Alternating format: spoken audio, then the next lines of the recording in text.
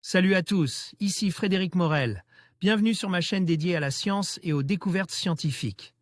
Si vous êtes passionné par l'exploration de notre univers et les avancées scientifiques, pensez à vous abonner. Aujourd'hui, on plonge dans un sujet fascinant qui repousse les limites de notre compréhension. Allons-y. Bonjour à tous. Dans cette vidéo, je vais vous parler d'un sujet fascinant. Pourquoi a-t-on créé les compagnies des Indes? Nous allons explorer les raisons économiques, politiques et sociales qui ont conduit à la formation de ces puissantes entités commerciales. Au cours des XVIe et XVIIe siècles, je vous expliquerai comment ces compagnies ont non seulement transformé le commerce mondial, mais aussi influencent les relations entre les grandes puissances de l'époque.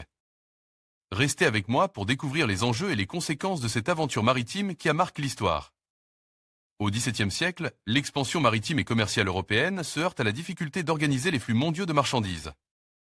Épices, œufs, café, tissus, porcelaine, métaux précieux. Les voyages demeurent dangereux pour les marins et les investisseurs. Les ambitions commerciales anglaises, hollandaises ou françaises nécessitent des moyens financiers gigantesques qui ne sont plus à la portée des particuliers. Le commerce intensif avec l'Orient, Indonésie, Inde, Chine devient l'apanage de sociétés de négociants qui dépendent d'une charte par laquelle l'État leur accorde des privilèges, tout en maintenant un droit d'intervention. Tel est le cas des compagnies des Indes orientales hollandaises, VOC, fondée en 1602, et anglaise, EIC, née en 1600 et rénovée en 1613. La Compagnie des Indes orientales françaises est créée par Colbert en 1664. C'est une société de financiers dont le statut est calque sur celui des manufactures royales. Les compagnies des Indes disposent de monopoles de commerce et de droits régaliens, administration, impôts, monnaie, armée. L'État conserve un droit de regard car ces compagnies constituent un moyen de mettre en valeur des territoires nouvellement acquis. Magasin de la Compagnie des Indes orientales françaises à Pondichéry, avant destruction de la ville par les Anglais en 1761. Musée de la Compagnie des Indes à Lorient. Wikimedia Commons, domaine public et les compagnies des Indes occidentales? Ce sont les compagnies créées au XVIIe siècle par les Français, Anglais et Hollandais pour organiser et monopoliser le commerce entre Europe et Amérique. La brièveté de leur durée de vie peut surprendre. De 1664 à 1674 pour la Compagnie des Indes occidentales françaises, mais la raison est essentiellement financière. Pour commercer avec l'Amérique et les îles de l'Arc-en-Tillet, un armateur privé peut financer seul un aller et retour transatlantique qui s'effectue en moins de 3 mois.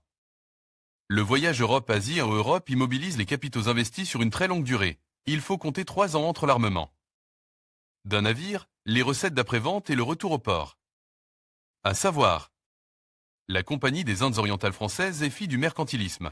C'est une compagnie de commerce dotée par le roi d'un privilège exclusif. Elle possède des comptoirs et des postes fortifiés. Elle entretient des relations diplomatiques. Il s'agit de procurer au royaume l'utilité du commerce d'Asie et d'empêcher que les Anglais et les Hollandais n'en profitassent seuls comme ils avaient fait jusqu'alors, dixit un directeur de la compagnie en 1708.